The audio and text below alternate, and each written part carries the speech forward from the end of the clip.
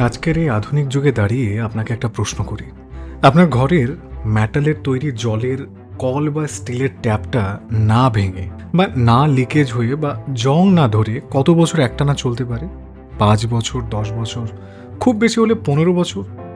তাই তো, কারণ মেটাল নষ্ট হয়ে যায়, রাবারের ওয়াশার ক্ষয়ে যায়, বাল্ব লিক করে কিংবা মরিচা ধরে নষ্ট হয়ে যায়। কিন্তু আজ আমি আপনাদের দক্ষিণ ভারতের এমন এক জায়গার কথা বলবো যেখানে এক অসাধারণ নির্মাণ কৌশল দেখে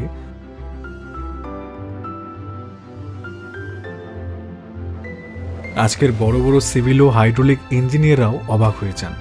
তারা ভাবেন যে এটা বানালো কিভাবে ওই যুগের মানুষেরা। কোনো আধুনিক লোহা বা মেটাল নেই, কোনো রাবার নেই, কোনো প্লাস্টিক নেই, বিদ্যুৎ বা মোটর তো দূরের কথা, কোনো রকম কোনো ত্রুটি ছাড়াই গত 500 বছর ধরে একটানা কাজ করে যাচ্ছে এক পাথরের তৈরি কল বা ওয়াটার ট্যাপ। নিখুঁত কালো গ্রানাইট পাথর কেটে তৈরি এই বিশেষ ট্যাপটি আজ থেকে 500 বছর আগে বিজয়নগর সাম্রাজ্যের কারিগররা বানিয়েছিলেন। তাদের সেই বিজ্ঞানের গোপন রহস্যটা কি ছিল, এই নিয়ে প্রচুর পরিমাণে তোলপাড়। কিভাবে কোনো বিদ্যুৎ ছাড়াই শুধু জলের শক্তি আর প্রাকৃতিক চাপকে কাজে লাগিয়ে এমন অসাধারণ ইঞ্জিনিয়ারিং তৈরি করা হয়েছিল। আমরা যারা ভাবি না যে ভারত আগে কিছুই ছিল না, তো তাদের এই জিনিসটা ভালোভাবে দেখা উচিত এবং বোঝা উচিত এই ইঞ্জিনিয়ারিং পদ্ধতিটা কিভাবে তৈরি হয়েছিল সেই শতাব্দীতে। সত্য কথা বলতে এই গল্পের শুরুটা আজ থেকে প্রায় 500 বছর আগে, দক্ষিণ ভারতের ঐতিহ্যবাহী বিজয়নগর সাম্রাজ্যের রাজধানী হাম্পিতে। আজকালকার দিনে যে কোনো জলের কল তৈরি করতে হলে আমাদের কি কি কাজে লাগে? তামা, পিতল, এসএস স্টিল, রাবারের বাঙ্কেট, থ্রেডেড বাল্ব, আরও কত কি আছে।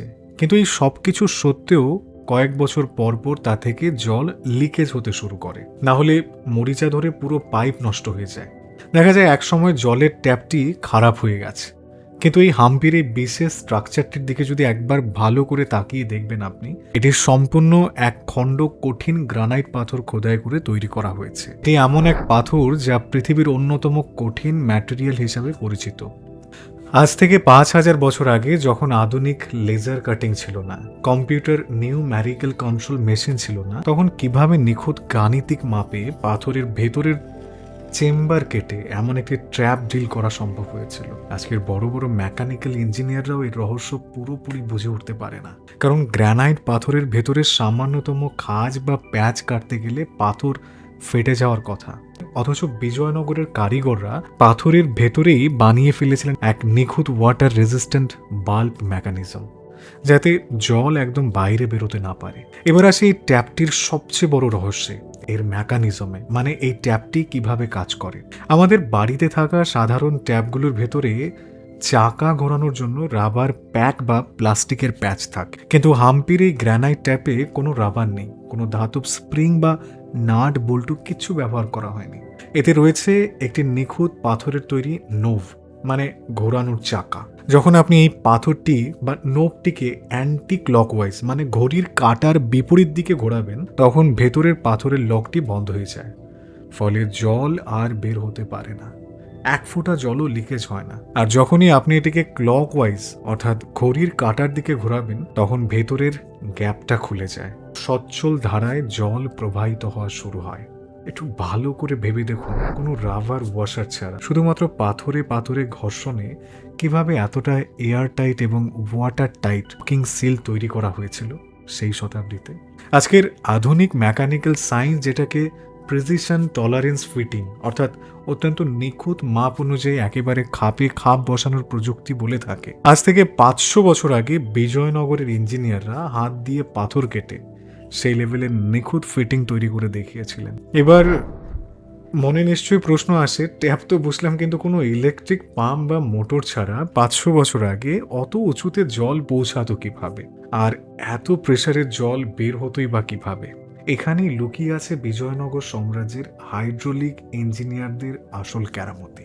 সেই যুগে ইঞ্জিনিয়াররা জানতেন যে প্রকৃতিকে জোর করে বদলানো যায় না, প্রকৃতির নিয়মে কাজ করাই হলো আসল বিজ্ঞান। তারা জলের 3টি প্রধান বৈশিষ্ট্য খুব ভালোভাবে বুঝেছিলেন। ন্যাচারাল ফ্লো, মানে প্রাকৃতিক প্রবাহ, প্রাকৃতিক দিক ও দিক নির্ণয়, এবং প্রাকৃতিক চাপ বা হাইড্রোস্ট্যাটিক প্রেসার। তারা তুঙ্গভদ্র নদীর এবং দূরের পাহাড়ের প্রাকৃতিক জলের উৎসগুলোকে খুঁজে বের করেছিলেন। এরপর সেই জলকে মাইলের পর মাইল লম্বা পাথরের নালার মাধ্যমে খুব হিসেব করে ঠিকমতো ঢাল রেখে মন্দিরের চত্বর এবং রাজপরিবারের বিশাল স্নানাগারে পৌঁছে দেওয়া হতো।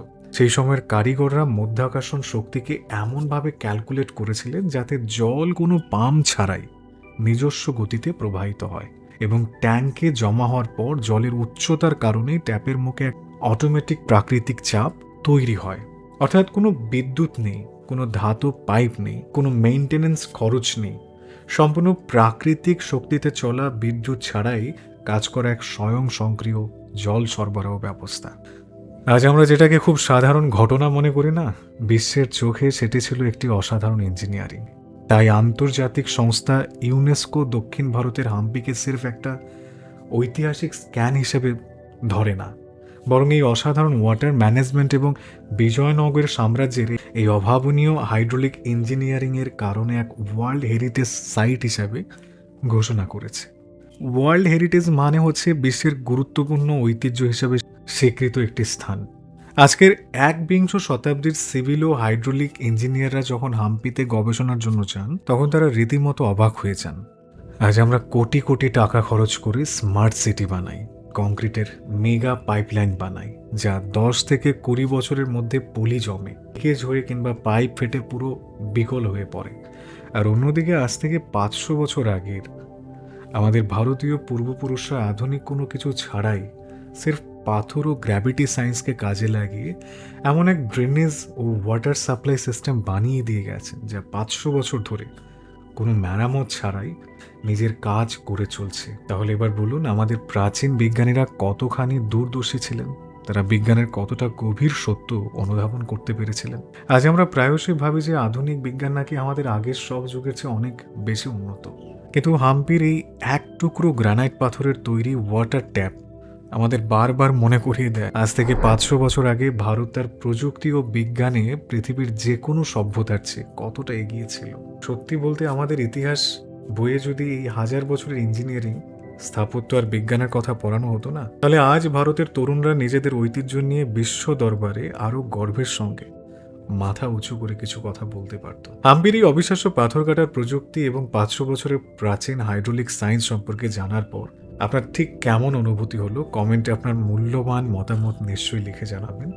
ভিডিওটি ভালো লাগলে এবং দেশের হারিয়ে যাওয়া আসল ঐতিহ্যকে সামনে আনার এই প্রয়াস পছন্দ হলে একটি লাইক অবশ্যই করুন, চ্যানেলটি সাবস্ক্রাইব করুন এবং আপনার চেনা প্রতিটি মানুষের সঙ্গে শেয়ার করে দিন, যাতে সবাই জানতে পারে আমাদের ভারতের ইতিহাস কতটা সমৃদ্ধ ছিল। হচ্ছে পরবর্তী ভিডিওতে। সবাই ভালো থাকুন, সুস্থ থাকুন, ধন্যবাদ।